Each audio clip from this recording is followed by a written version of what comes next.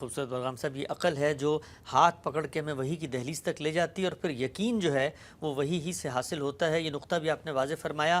آگے جو خاتمے کی آیات ہیں اس پیرا میں وہ یہ ہیں کہ اولئک علی ھدی من ربہم واولئک ھم المفلحون، یہی اپنے پروردگار کی ہدایت پر ہیں اور یہی ہیں جو فلاح پانے والے ہیں۔ یعنی آپ نے اس کی تفصیل میں حاشیے میں لکھا ہے، یعنی ٹھیک اس طریقے پر ہیں جو ہمیشہ سے اہل ایمان کا رہا ہے۔ اور فلاح کے بارے میں آپ نے لکھا ہے کہ فلاح سے مراد کامیابی ہے، جو آدمی کو اگرچہ حاصل تو بڑی صبر آزما اور جاں گسل جدوجہد کے بعد ہوتی ہے، لیکن جب حاصل ہو جاتی ہے تو اس طرح نہال کر دیتی ہے کہ اس کی توقعات کے سارے پیمانے اسے ناپنے سے قاصر رہ جاتے ہیں۔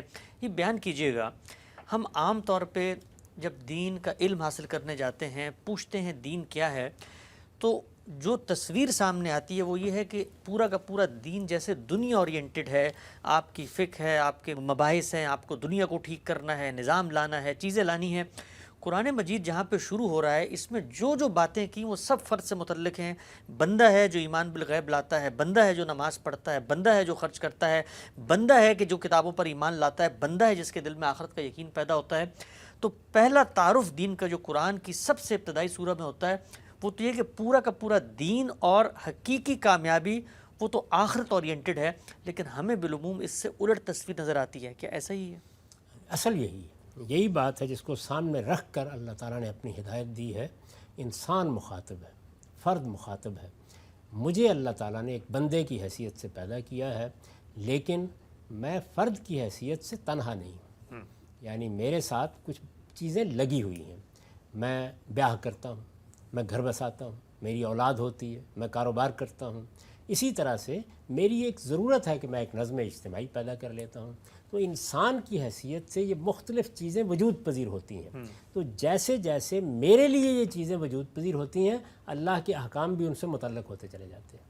یعنی میں حکمران ہوں تو میرے لیے کچھ احکام ہوں گے، میں شوہر بن گیا ہوں تو میرے لیے کچھ ہدایات ہوں گی، میں نے بیوی کی حیثیت سے کسی کے ساتھ نکاح کر لیا ہے تو کچھ اور ہدایات ہوں گی۔ اسی طرح کا معاملہ اولاد کا ہوگا۔ ایسے ہی میں کاروبار کرنے کے لیے جا رہا ہوں تو اب ظاہر ہے وہ چیزیں جو گھر میں بیٹھے ہوئے مجھ سے متعلق نہیں وہ اب مجھ سے متعلق ہو جائیں گی۔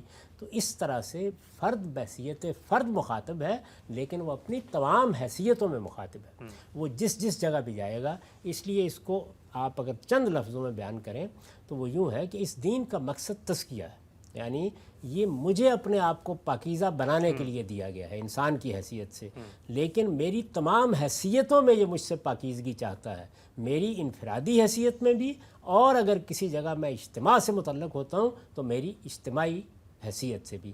یہی وجہ ہے کہ دین میں چند احکام ہیں، یعنی آپ گن سکتے ہیں ان کو، 4-5 احکام ہیں جو مسلمانوں کی جماعت کو دیے گئے ہیں۔ تو یہی بات ہے جو قرآن سے معلوم ہوتی ہے۔ اس لیے اگر یہ بات کہی جائے جو آپ نے فرمائی ہے تو یہ درست ہوگی کہ دین کا اصل مخاطب فرد ہے، وہ فرد ہی کو تبدیل کرنا چاہتا ہے، فرد ہی کو تیار کرنا چاہتا ہے، اور اس دنیا کے مسائل کو حل کرنے کے لیے یہ دین نہیں دیا گیا۔ یہ تو اس مقصد کے لیے دیا گیا ہے کہ جب ہم اس دنیا سے رخصت ہوں گے اور خدا کی بارگاہ میں پیش ہوں گے تو وہاں ہمیں کیا زاد راہ لے کے جانا ہے، وہاں کامیابی کس چیز سے ہونی ہے۔ تو یہاں بھی دیکھیے سب باتیں وہی بیان ہوئی، یعنی یہ بات کہ میں اس دنیا میں رہتے ہوئے یہ جو کچھ میں دیکھتا ہوں اس کا اسیر ہو کر نہ رہ جاؤں، اس سے اوپر اٹھ کر اپنے رب کو پہچانوں، اس کی معرفت حاصل کروں، میں اس کے سامنے کھڑا ہوں اور نماز میں اپنے پروردگار کی حضوری کی لذت حاصل کروں، میں اس سے آگے بڑھوں اور اپنا مال اس کی راہ میں خرچ کروں تاکہ وہ زاد راہ بنے اور قیامت میں میرے قریب آئے، جیسے کہ سیدنا مسیح نے فرمایا تھا کہ یہی مال ہے جو تم بچا کے رکھتے ہو، جو خدا کی راہ میں خرچ کر دیتے ہو، یہ اللہ کے خزانے میں تمہارے لیے وہاں جمع ہو جاتا ہے، اور یہ کہ میرا سچا ایمان آخرت پر ہو، میں اس کے لیے جیوں۔ تو انبیاء کی تمام دعوت یہی ہے، وہ اسی کو مقصود بنا کے بات کرتے ہیں۔ باقی اس دنیا میں ہمیں کیا کرنا ہے، دنیا کو بہتر کیسے بنانا ہے، اس کے لیے اللہ نے ہمیں عقل عطا فرمائی ہے۔ تو جو چیز جس مقصد کے لیے دی گئی ہے اس کو اس مقصد کے لیے استعمال کریں۔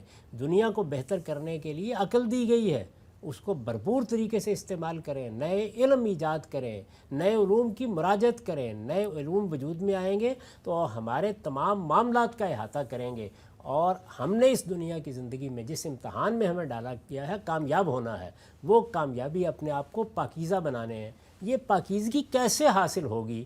قرآن مجید، انبیاء علیہم السلام یہ بتاتے ہیں تاکہ آخرت میں ہم فلاح پائیں اور کامیاب ہوں۔ اسی لیے آخر میں فرمایا ہے کہ یہی لوگ ہیں کہ جو اپنے پروردگار کی ہدایت پر ہیں، یعنی اللہ نے جو ہدایت ان کے لیے بھیجی۔ دیکھیے بات یہاں سے شروع ہو گئی تھی نا کہ یہ قرآن کیا ہے، ہدی للمتقین ہے، تو فرمایا کہ یہ دیکھ لو انہوں نے جس طرح اس کو قبول کیا ہے، اس کے بعد اگر ہدایت کا نمونہ دیکھنا ہے تو ان کی زندگی میں دیکھو، سبحان اللہ۔ یہی اپنے پروردگار کی ہدایت پر ہیں اور آخرت کی فلاح بھی انہی کے لیے، اس لیے کامیابی انہی کو حاصل ہوگی۔ تو آخرت میں کامیابی کیسے حاصل ہوگی، انبیاء علیہ السلام اصلاً یہ بتانے کے لیے آئے ہیں۔ دنیا اصلاً ان کا موضوع نہیں ہے، یہ ضمناً زیر بحث